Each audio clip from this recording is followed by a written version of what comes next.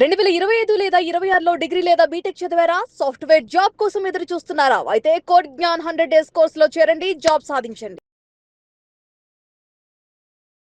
మాకించి 12 రాసుల వారికి కనుక మనం చూస్తే ఈ రోజున ఏం చేస్తే మంచిది, ఎటువంటి ఫలితాలు ఉండబోతూ ఉన్నాయి, పరిహారాల పరంగా కనుక చూస్తే ఒక్కొక్క రాశి వారు ఎవరికైతే ఏలినాటి శని, అష్టమ శని, అర్ధాష్టమ శని ఉంటూ ఉంటాయో వాళ్ళు ఏం చేస్తే బాగుంటుంది, అండ్ ఏవైతే మనకి బిజినెస్లో కావచ్చు, వ్యాపారానికి సంబంధించి, హెల్త్కి సంబంధించి, వివాహానికి సంబంధించి ఏదైనా ఇబ్బందులు ఉంటుంటాయో వాళ్ళందరూ కూడా ఈ రోజున ఏం చేస్తే మంచిది, ఎవరెవరికి కలిసి వస్తుందో మనతో పాటు ఆస్ట్రాలజర్ ఉమాదేవరకొండ గారు ఉన్నారు. ఆయన అడిగి తెలుసుకుందాం.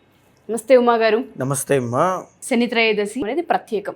సో ద్వాదశ రాశుల వారిగా కనుక మనం చూసుకుంటే 12 రాశుల వరకు అసలు ఏ విధంగా ఉండబోతుంది, ఒక్కొక్క రాశి వారిగా కనుక మనం చూసుకుంటే పరిహారాలు ఏంటి అంటారు? అంటే ఎవరికైనా సరే ఈ యొక్క ఏలినాటి శని కానీ, అష్టమ శని కానీ, అర్ధాష్టమ శని కానీ, జన్మ శని కానీ, లేదా శని మహాదశ అంతర్దశలు కానీ, జీవితంలో విపరీతమైన కష్టాలుండి అనారోగ్య సమస్యలు ఉన్నటువంటి వాళ్ళు కానీ, లేదా మాస శివరాత్రి కాబట్టి శివానుగ్రహం పొందాలి అనుకునేటువంటి వాళ్ళు, కృత్తికా నక్షత్రం అయిందండి, అంటే పెళ్ళిళ్ళు కావడం లేదు, సంతానం కలగడం లేదు, సుబ్రహ్మణ్య నక్షత్రం కదండి. సో ఇవన్నిటికీ కూడా అదే రోజున పరిష్కారం అనేటువంటిది డెఫినెట్గా కలుగుతుందండి. అయితే ముఖ్యంగా ఏ ఏ రాశుల వాళ్ళకి ఏ విధమైనటువంటి పరిహారాలు చేసుకుంటే బాగుంటుందో మనం చూద్దామండి.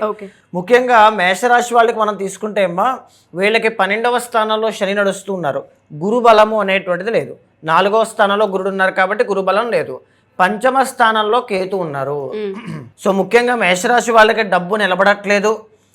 తల దగ్గర నుంచి, ఈ హెయిర్ దగ్గర నుంచి ఊపిరితిత్తుల వరకు వచ్చేటువంటి అనారోగ్య సమస్యలు, లేకపోతే మానసికమైనటువంటి ఒత్తిడి, వర్క్ సాటిస్ఫాక్షన్ సరిగ్గా లేదని బాధపడుతూ, గురుబలము అనేటువంటిది లేక, తల్లి దగ్గర నుంచి ఆస్తి విషయాల్లో గొడవలు అనేటువంటివి, ఇబ్బందులు అనేటువంటివి ఎక్కువగా పడుతున్నామని బాధపడేటువంటి వాళ్ళు, కుటుంబ సభ్యుల వల్ల ఇబ్బంది పడుతున్నామనేటువంటి బాధపడేటువంటి వాళ్ళు డెఫినెట్గా. తర్వాత పంచమ స్థానంలో కేతు వల్ల సంతాన యోగం కోసం ఇబ్బంది పడేటువంటి వాళ్ళు, సంతాన విషయంలో వారి యొక్క ఎడ్యుకేషన్ కానీ, భవిష్యత్తు కానీ, విద్య కానీ, ఆరోగ్యము కానీ, వారి యొక్క విషయాల్లో ఇబ్బంది పడుతున్నటువంటి వాళ్ళకి ఇది పర్ఫెక్ట్ డే అండి. ఎందుకు అంటే శని త్రయోదశి, ఆ రోజున శనికి సంబంధించిన రెమెడీస్ ఆచరించడం వల్ల వీళ్ళకున్న ఏలినాటి శని పోతుందమ్మా.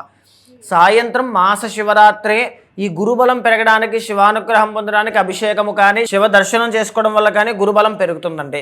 కృత్తికా నక్షత్రము సంతాన ప్రాప్తి, డెఫినెట్గా సంతానం కలగాలి అనుకుంటే, పిల్లలకి సంబంధించిన ఇబ్బందులు ఉన్నాయి అనుకుంటే చాలా మంచి ఫలితాలు అనేటువంటివి 13వ తారీఖున చేసుకోవడం వల్ల పోతాయండి. చాలా మంచి ఫలితాలు అనేటువంటివి 13వ తారీఖున చేసుకోవడం వల్ల వస్తాయండి. అయితే ఏం చేసుకోవాలి? ఆ రోజున తప్పనిసరిగా మేషరాశి వాళ్ళు ఉదయం పూట 7:30 దాటిన తరువాత శనికి తైలాభిషేకము చేయించడము, తర్వాత రావి చెట్టు చుట్టూ 3 ప్రదక్షిణములు చేసి, ఆ రావి చెట్టు మొదట్లో దీపాన్ని, నల్ల నువ్వుల నూనెతో దీపాన్ని వెలిగించడము తప్పనిసరిగా చేయండి. ఇక 3వ రెమెడీ వచ్చేసి గురుబలము అనేటువంటిది పెరగడానికి, కుటుంబ సమస్యలన్నీ కూడా తొలగిపోవడానికి ఆవు పాలల్లో బియ్యము వేసి ఆ మిశ్రమాన్ని శివుడికి అభిషేకంగా చేయండి. తప్పకుండా గురుబలము, చంద్రబలము రెండూ కూడా పెరుగుతాయి. మానసిక ప్రశాంతత, కుటుంబ వాతావరణంలో చికాకు లాంటివి ఏవైనా ఉంటే అవన్నీ కూడా తొలగిపోతాయమ్మా.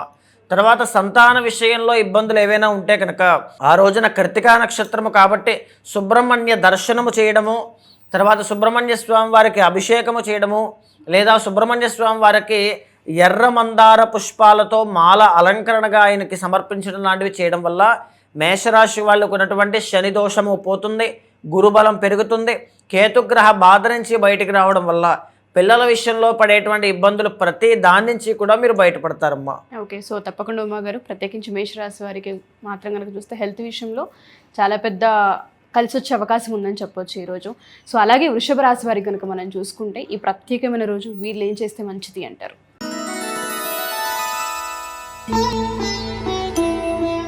తప్పకుండా అండి. వృషభ రాశి వాళ్ళు ఈ రోజును ఎలా సద్వినియోగం చేసుకోవాలి అంటే, వీళ్ళకైతే ఎలాంటి రకమైనటువంటి శని బాధలు గోచార రీత్యా లేవండి. లాభంలో శని చాలా యోగదాయకంగానే ఉన్నారు. కానీ గురుబలం అనేటువంటిది వీళ్ళకి తగ్గింది, 3వ స్థానంలోకి గురుడు వెళ్ళడం వల్ల. తర్వాత శుక్రబలం కూడా తగ్గింది, ఎందుకంటే శుక్రుడు 3వ స్థానంలోకి వెళితే వ్యాపారంలో నష్టాలు, ధన నష్టాలు, అవమానాలు, అపకీర్తి ఇలాంటివన్నీ కూడా కలుగుతాయన్నమాట. సో అలాంటి వాటి నుంచి బయటకు రావడానికి మాస శివరాత్రి పర్వదినము కాబట్టి ఆ రోజున తప్పకుండా శివుడికి ఆవు పాలతోనూ ఆవు పెరుగుతోనూ, ఎందుకు అంటే ఆవు పాలతో అభిషేకం చేస్తే తప్పకుండా చంద్రబలము అనేటువంటిది పెరుగుతుందమ్మా. ఆవు పెరుగుతో అభిషేకం చేస్తే శుక్ర బలము అనేటువంటిది పెరుగుతుంది. అండ్ ఇంకొకటి ఆవు నెయ్యి. సో దీనివల్ల గురు బలము అనేటువంటిది పెరుగుతుంది. వృషభ రాశి వాళ్ళు ఇంట్లో శివలింగం పెట్టుకున్నా, దగ్గరలోని శివాలయానికి వెళ్ళినా ఈ ఆవు పాలు, ఆవు పెరుగు, ఆవు నెయ్యి తప్పనిసరిగా జూన్ 13వ తారీఖున మాత్రం శివ అభిషేకం చేయించండి. జాతక దోషాలు కానీ గోచార దోషాలు కానీ ఏమైనా ఉంటే ఆ రోజుతో అన్నీ కూడా మీకు పోతాయి. మిథున రాశి వారి కనుక మనం చూసుకుంటే శని త్రయోదశి, దాంతోపాటు మాస శివరాత్రి రెండు కలిసి వచ్చిన అంశం కాబట్టి ఈ రోజున వీళ్ళకి ఏ విధంగా ఉండబోతుంది, ఏం చేస్తే మంచిది అంటారు?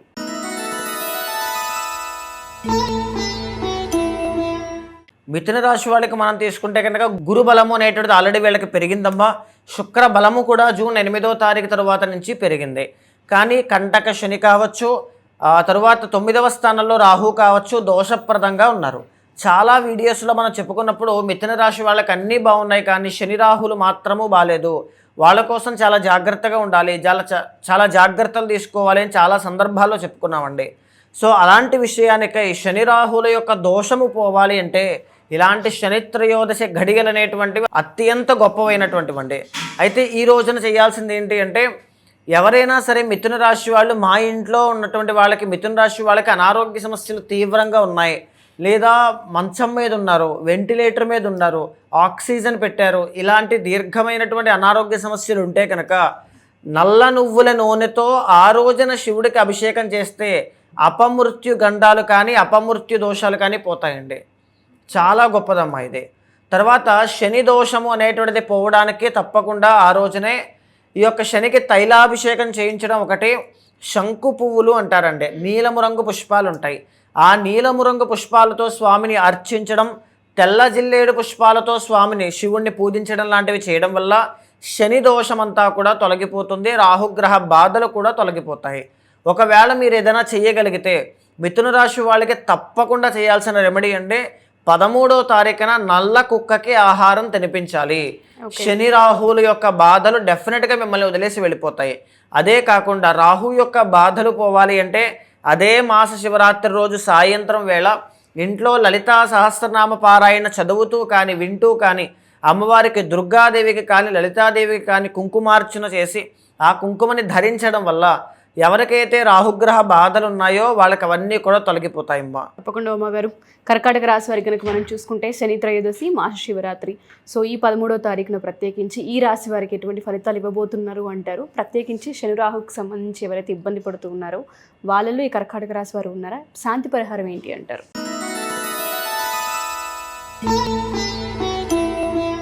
కర్కాటక రాశి వాళ్ళకి మనం తీసుకుంటే అండి, ఈ అపూర్వమైనటువంటి శని త్రయోదశి, మాస శివరాత్రి, కృత్తికా నక్షత్ర పర్వదినాన్న కర్కాటక తర్వాత వచ్చే సింహరాశి వాళ్ళకి కూడా చాలా అవసరం అని చెప్పాలి, తప్పకుండా చెయ్యాలి అని కూడా చెప్పాలి. ఎందుకంటే కర్కాటక రాశి వాళ్ళకి దీర్ఘ సంచారిత గ్రహాలైనటువంటి 4 గ్రహాలలో 4 కూడా అనుకూలంగా లేవండి.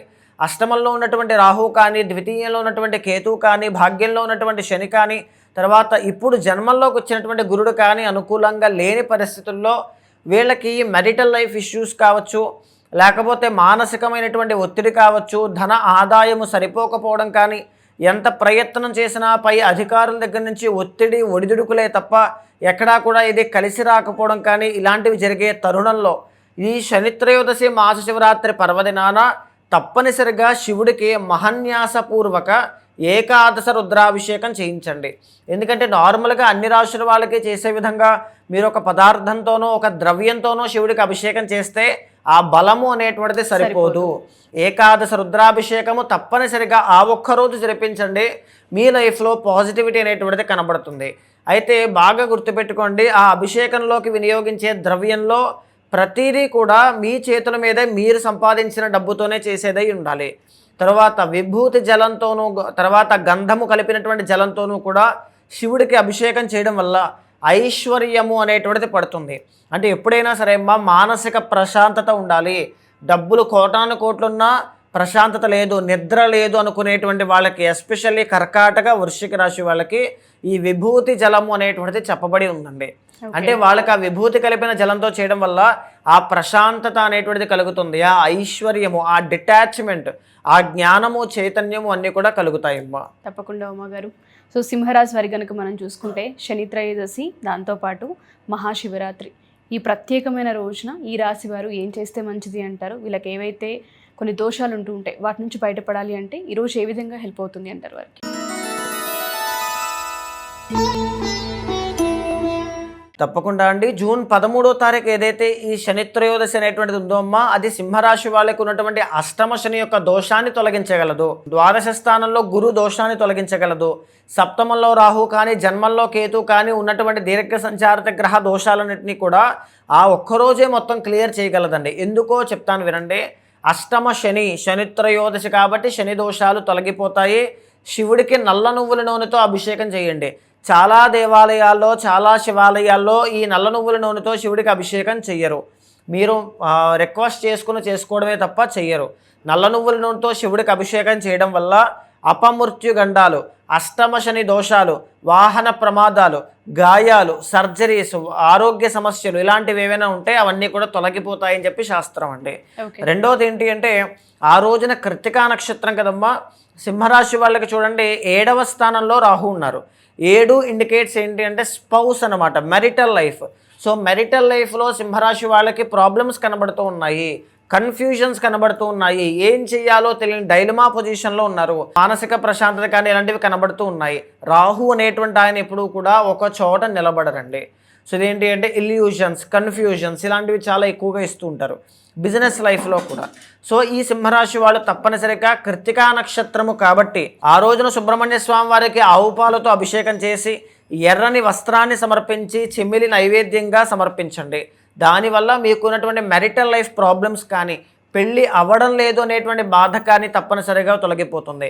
ఇక మూడవది అన్నిటికంటే ముఖ్యమైనటువంటిది, ఏదైతే గురుబలం మీకు తగ్గిందో, ఖర్చులు విపరీతంగా పెరుగుతున్నాయో, ఎంత కష్టపడినా ఏది కూడా కలిసి రావడం లేదో, అవమానము అపకీర్తి కలుగుతోందో, దాని మూలకంగా వచ్చేటువంటి గురు దోషాన్ని తొలగించడానికి ఆవు నెయ్యితో అభిషేకం చేసి శివుడికి ఇంట్లోనే స్ఫటిక శివలింగానికి కానీ, మరకత శివలింగానికి కానీ, దగ్గరలోని శివాలయానికి కానీ వెళ్ళి ఆవు నేతితో అభిషేకం చేసి మారేడు దళాలతో అర్చన చేయండి. ధన ఆదాయము అనేటువంటిది పెరుగుతుంది డెఫినెట్గా. అదేవిధంగా ఖర్చులు కూడా తగ్గుతాయి. సో సింహరాశి వాళ్ళకి, మేషరాశి వాళ్ళకి ఇది పర్ఫెక్ట్ డే అండి. ఈ కాంబినేషన్స్కి వాళ్ళకి కూడా చాలా పర్ఫెక్ట్గా పనిచేస్తాయమ్మా. తప్పకుండా అమ్మ గారు. కన్యారాశి వారికి కనుక మనం చూసుకుంటే శని త్రయోదశి, దాంతోపాటు మహాశివరాత్రి, సో ప్రత్యేకమైన రోజు అని చెప్తూ ఉన్నారు. అర్ధాష్టమ శని, అష్టమ శని ఎవరైతే వీటితో ఇబ్బంది పడుతూ ఉన్నారో ప్రత్యేకించి ఈ రాశి వారికి ఏ విధంగా ఉండే అవకాశం ఉంటుంది అంటారు? ఈ రోజున ఏం చేస్తే మంచిది?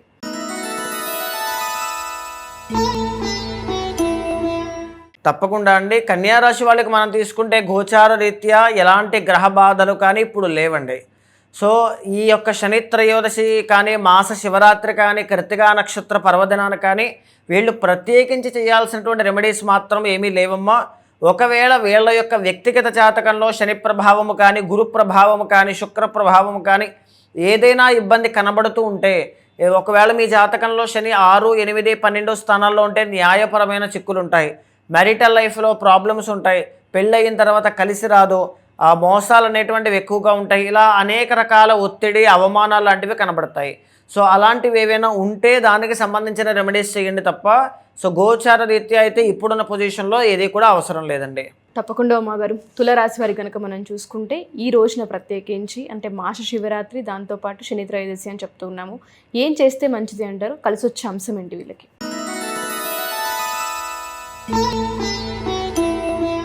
తులారాశి వాళ్ళు తప్పనిసరిగా ఆచరించాల్సినటువంటి దాన ధర్మాలు కొన్ని ఉన్నాయండి. తులారాశి వాళ్ళకి పంచమ స్థానంలో రాహు ఉండడం వల్ల సంతాన, ప్రేమ, హయ్యర్ ఎడ్యుకేషన్ విషయాల్లో రాహు యొక్క దోషం అనేటువంటిది ఇబ్బంది పెడుతోంది. ఆ రోజున తప్పనిసరిగా కేజీంపావు మినుములు దానంగా ఇవ్వాలి. తర్వాత దశమంలో గురుగ్రహ సంచారం అనేటువంటిది నడుస్తూనే గురుబలం అనేటువంటిది లేదు కాబట్టి తప్పనిసరిగా ఆ రోజున శనగలు కేజీంపావు దానంగా ఇవ్వడము, కుక్కలకి ఆహారం తినిపించడము, దక్షిణామూర్తి యొక్క మెడలో శనగల దండ అలంకరణగా వేయడము, ఇలాంటివి తప్పనిసరిగా తులారాశి వాళ్ళు చేయాలండి. ధన ఆదాయం పెరుగుతుంది. కెరీర్లో ఇబ్బందులు ఏవైనా ఉంటే అవన్నీ కూడా తొలగిపోతాయి. తర్వాత ఏదైనా ఆర్థిక సమస్యలు ఉంటే బయటకు వస్తారు. సంతానము, వారి యొక్క ఆరోగ్యము, వారి యొక్క విద్య, వారి యొక్క భవిష్యత్తు విషయంలో కనపడే చికాకులన్నీ కూడా మినుములు దానంగా ఇవ్వడం వల్ల తప్పనిసరిగా తొలగిపోతాయి. తులారాశి వాళ్ళు ఆ రోజు సాయంత్రం పూట ఇంట్లో శ్రీదేవి ఖడ్గమాల స్తోత్రాన్ని వింటూ లేదా చదువుతూ దుర్గాదేవికి కుంకుమార్చన చేసి ఆ కుంకుమని నుదుటన ధరించండి. దృష్టి దోషాలు, నరఘోష కానీ, ప్రయోగ బాధలు కానీ ఏమైనా ఉంటే ఆ రోజున చేసిన కుంకుమార్చన వల్ల అవన్నీ కూడా తొలగిపోతాయండి. తప్పకుండా ఉమాగారు, వృశ్చిక రాశి వారికి కనుక మనం చూసుకుంటే ప్రత్యేకించి ఈ రోజున శని త్రయోదశి, దాంతోపాటు మహాశివరాత్రి అని చెప్తున్నాం. వీళ్ళకి కలిసి వచ్చే అంశం ఏంటి, ఏం చేస్తే మంచిది అంటారు?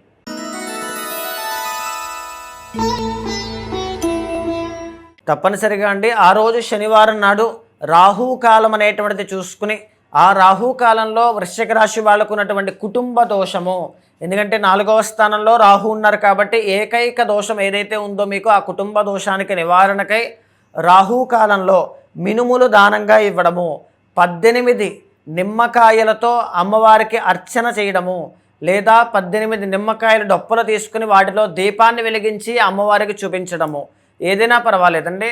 తప్పనిసరిగా శనివారం నాడు రాహుకాలంలో మాత్రమే ఈ రెమెడీ చేయండి. ఇది వృశ్చిక రాశి వాళ్ళకి మదర్ రిలేటెడ్ ప్రాబ్లమ్స్ కానీ, హెల్త్ ప్రాబ్లమ్స్ కానీ, ఫ్యామిలీ ప్రాబ్లమ్స్ కానీ, లేకపోతే కెరీర్లో ఇష్యూస్ కానీ ఏమైనా చూస్తుంటే దాని నుంచి బయటికి రావడానికి మీకు హెల్ప్ అవుతుంది. తప్పకుండా ఉమాగారు. సో ధనుస్సు రాశి వారికి కనుక మనం చూసుకుంటే శని త్రయోదశి, మాస శివరాత్రి, ప్రత్యేకించి ఈ రాశి వారు ప్రస్తుతం దేనివల్ల ఎక్కువ ఇబ్బంది పడుతున్నారు అంటారు? దాని నుంచి బయటపడాలంటే ఈ రోజున ఏ పరిహారం చేస్తే మంచిది?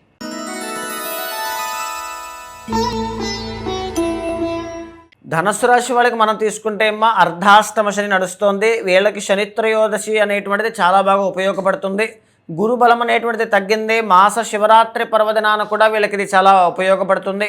ఈ 2 గ్రహ సంచారాలు ఏవైతే అనుకూలంగా లేవో ఈ రోజున కొన్ని రెమెడీస్ అండి. శని త్రయోదశి కాబట్టి తప్పనిసరిగా ఆచరించాల్సింది ఏంటి అంటే, మీకు దగ్గరలో ఉండేటువంటి పేదవారికి, పెద్దవారికి, వృద్ధులు ఎవరైనా ఉంటారు కదమ్మా, వాళ్ళకి అన్నదానము కానీ, వస్త్రదానము కానీ, లేకపోతే వాళ్ళకి ఏదైనా అవసరం ఉంటే, ఎందుకు అంటే శని కర్మకారకుడు అండి. సో కర్మకారకుడైనటువంటి శని భగవాను అర్చన చేయాలి లేదా పూజించాలి, ఆయన యొక్క అనుగ్రహం పొందాలి అంటే దగ్గరలో ఉండేటువంటి ముసలి వాళ్ళకి కానీ, పెద్దవాళ్ళు, వృద్ధులకి కానీ, లేనటువంటి వాళ్ళకి కానీ మనం సహాయం చేయాలి, దాన ధర్మాలు చేయాలి. మన కర్మ అనేటువంటిది రెడ్యూస్ అవుతుంది. తర్వాత రెండవది వచ్చేసి నల్ల కుక్కకి ఆహారం తినిపించండి ఆ రోజున.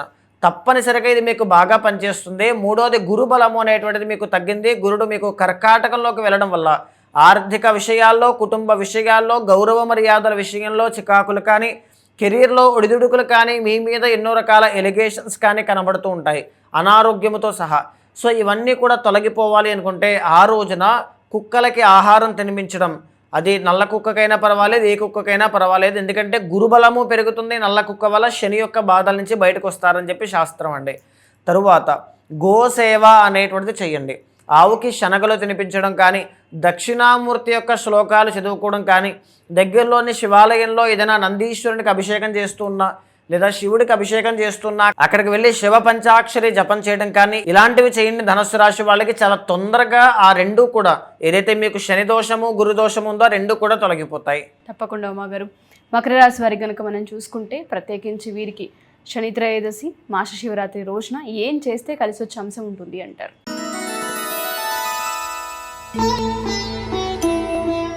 తప్పనిసరిగా మకర రాశి వాళ్ళకి 2వ స్థానంలో రాహు సంచారం చేస్తున్నారండి. గురుబలం అనేటువంటిది బాగానే ఉంది, శని బలము అనేటువంటిది కూడా బాగానే ఉంది.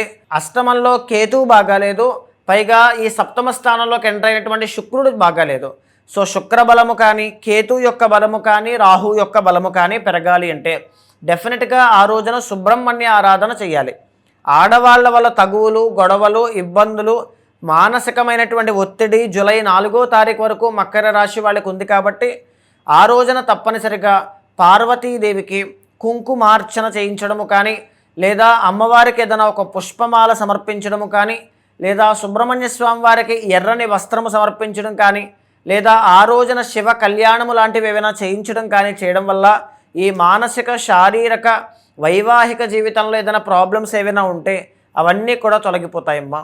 కుంభరాశి వారి కనుక మనం చూసుకుంటే శని త్రయోదశి, మాస శివరాత్రి, ప్రత్యేకించి ఈ రాశివారు ఏదైనా ఇబ్బందులు కనుక పడుతూ ఉంటే ఈ రోజున ఏ పరిహారం చేసుకుంటే ఉపశమనం కలిగే అవకాశం ఉంటుంది అంటారు?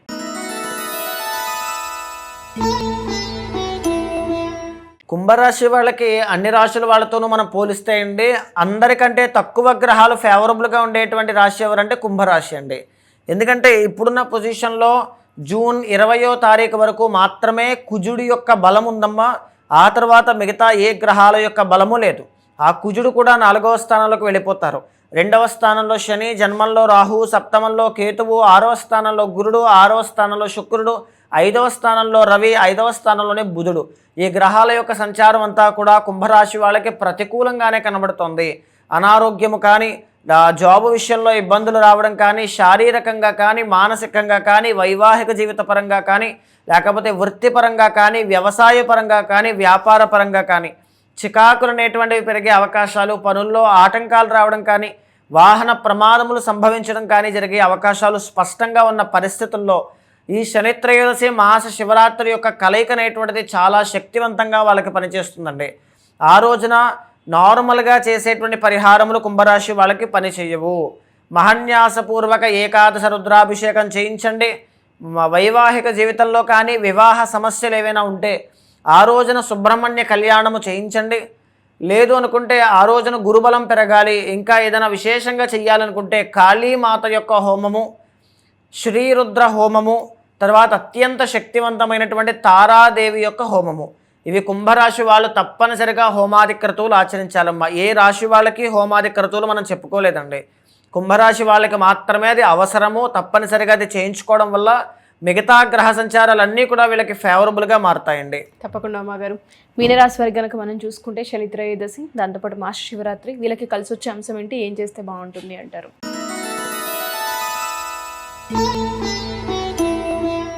మీనరాశి వాళ్ళకి జన్మశని, ద్వాదశ స్థానంలో రాహుగ్రహ సంచారం అనేటువంటిది అనుకూలంగా లేని పరిస్థితుల్లో గురుబలం అనేది వచ్చింది, శుక్రబలం అనేది వచ్చింది, కుజబలం పెరుగుతోంది, రవి బలం అనేటువంటిది సామాన్యంగా ఉంది, బుధుడు కూడా అనుగ్రహాన్ని ఇస్తున్నారు, షష్ఠ స్థానంలో కేతు బాగున్నారు.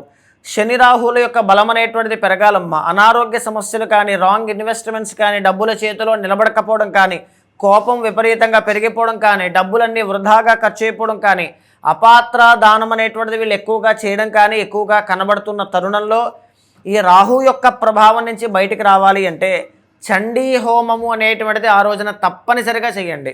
చండీ లేదా కాళీ, ఎందుకంటే శని యొక్క ప్రభావము శని త్రయోదశి కాబట్టి కాళీ అమ్మవారి యొక్క ఆరాధన కానీ, హోమాది క్రతువులు కానీ, లేకపోతే వనదుర్గా మహావిద్య కానీ, చండీ కానీ ఇలాంటివి చేయడం వల్ల చాలా అద్భుతంగా, చాలా పవర్ఫుల్గా పనిచేస్తాయండి. ఆ తిథులకి ఉన్నటువంటి గుణము అలాంటిది, ఆ రెమెడీస్కున్నటువంటి పట్టు ఈ రాశి వాళ్ళకు ఉన్న ప్రాబ్లము అది కూడా అలాంటిదేనండి.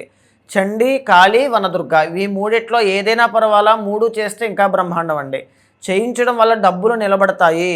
ఆ యోగం అనేటువంటిది డబల్ త్రిబుల్ అవుతుంది. ఎందుకంటే యోగం పట్టబోతోంది మీకు. ఆ గురుబలం వల్ల పనులన్నీ కూడా సాఫీగా పూర్తవడం, ధన ఆదాయం పెరగడం, ఆశించిన శుభ ఫలితాలు వచ్చేటువంటి యోగంలో ఇవి చేయించడం వల్ల ఇంకా అద్భుతమైన ఫలితాలు కనబడతాయి అమ్మా. తప్పకుండా అమ్మగారు. థ్యాంక్ యూ అమ్మగారు. Thank you so much. నమస్తే అండి.